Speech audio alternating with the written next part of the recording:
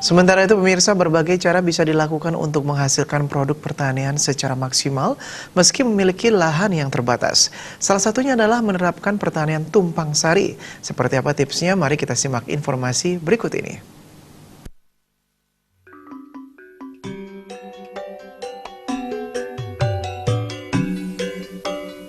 Tumpang sari adalah suatu bentuk pertanaman campuran atau polyculture berupa pelibatan dua jenis atau lebih tanaman di satu area lahan tanam dalam waktu yang bersamaan atau agak bersamaan. Tumpang sari yang umum dilakukan adalah penanaman dalam waktu yang hampir bersamaan untuk dua jenis tanaman budidaya yang sama.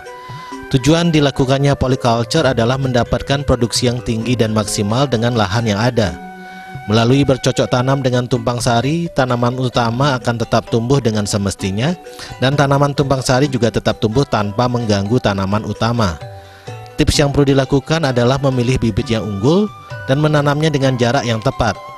Dalam melakukan tumpang sari, petani bisa menanam lebih dari 2 atau 3 jenis tanaman dalam satu lahan. Selain itu, perhatikanlah asupan tanaman seperti air dan pupuk.